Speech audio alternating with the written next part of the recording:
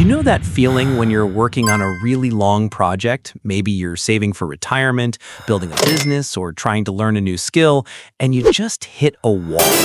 It's that point where you've already put in years of work, but the finish line feels just as far away as when you started.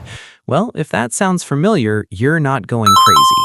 It turns out this feeling of being stuck is a real, predictable, and totally universal problem. And today, we're going to break down exactly why it happens and, more importantly, how to get out of it. So, our journey today starts right here with this quote. It's from a member of the Financial Independence Retire Early community over on Reddit. And this one sentence just perfectly sums up a feeling that goes way beyond money. It's about that moment when all the initial excitement is faded, but the big rewards, they haven't really started to show up yet. You're in the boring middle. All right, so here's our game plan. First, we'll get a handle on this idea of the boring middle. Then we're going to zoom out and see how it's a pattern that shows up everywhere. After that, we'll get into the actual math that makes you feel like you're running in place. Then we'll map out a solid plan to break through it. And finally, we'll talk about how to master the real challenge here, the psychological metagame. Okay, let's circle back to that post on Reddit. The person writing it is in their mid-40s, and they have done literally everything right. I mean, house paid off, zero debt, saving like crazy. And yet, despite all that winning, they feel totally demoralized. Why? Because that $2 million goal still feels like a lifetime away. And that awesome feeling they got when they first became debt-free? Yeah, that's long gone. And this feeling, it isn't just some random slump. Researchers actually have a name for it, the Plateau Trap. And it's a known structural challenge that pops up on pretty much any long-term project.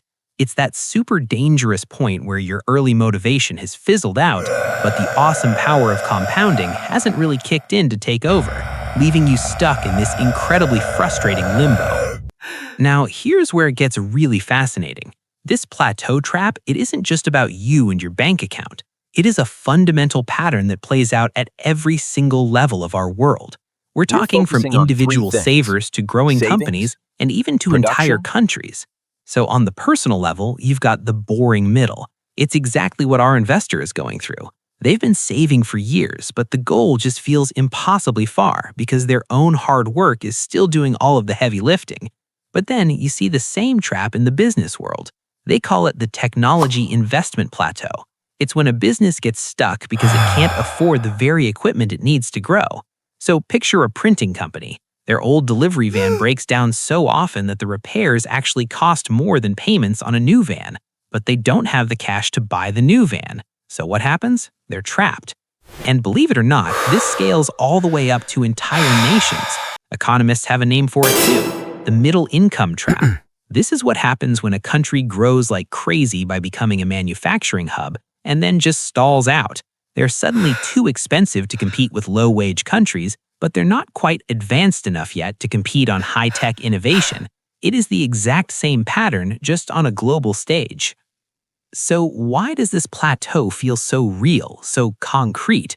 Well, the answer, and this might surprise you, is in the math. This isn't just a feeling you have, it's a quantitative reality. This table right here says it all. Just look at those early stages of building wealth.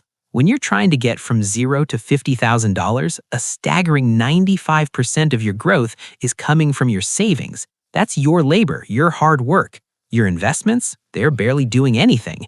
This creates what you could call a mathematical dead zone, where pretty much all the progress comes directly from you. And this chart just visualizes the problem perfectly.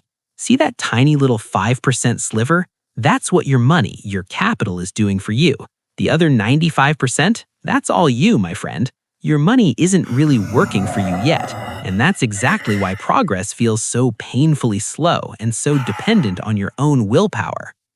And all of this leads to what we can call the variance paradox. Think about it. With a $50,000 portfolio, a 10% market drop is $5,000. That feels devastating because you mentally connect every single one of those dollars to the hours of work it took to earn it. But for someone with a $2 million portfolio, a $200,000 drop is just part of the game. When you're in the boring middle, every loss feels personal. Okay, so we're stuck in a mathematical and a psychological trap. It's real. The big question is, how do we get out? Well, it turns out the escape plan uses the same core principles whether you're trying to save for retirement or you're running a whole country. So here it is, a 4-step plan to break out. Number 1, automate everything. Put your finances on complete autopilot to get rid of decision fatigue. Number 2, reframe your timeline. Stop checking your balance every day, zoom out, and track your growth year over year to see the real trend. 3, make strategic investments. Just like that business needs a new van, you need to find ways to speed up your growth, maybe in your career or your portfolio. And finally, number 4, and this is the most important one, focus on life design. Actively build a life you actually enjoy today, so you have the strength and resilience to stick with it for the long haul. And that last point, that's the whole key. The real solution here isn't just about the numbers anymore. It's about fundamentally changing how you think about the journey itself. It's about mastering the metagame. This is that final mental shift you have to make. See, once your financial engine is built and it's running automatically, the challenge is no longer mathematical, it's psychological. The game becomes about learning to be happy now. It's about trusting your plan to do its job in the background and using small, planned fun spins as a pressure release valve so you don't completely burn out. And this comment from another user on Reddit, it just says everything, doesn't it? Congratulations, you've reached the metagame. The puzzle you have to solve is no longer your finances. The puzzle is your life. If you can't figure out how to be happy on the way to your goal, you won't magically be happy when you finally get there.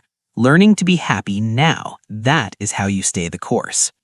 So as we wrap this up, I want to leave you with this question to chew on. Whether we're talking about your career, your money, or some personal passion project, where is the boring middle in your life? And now that you can see the trap for what it is, what's your plan to break on through?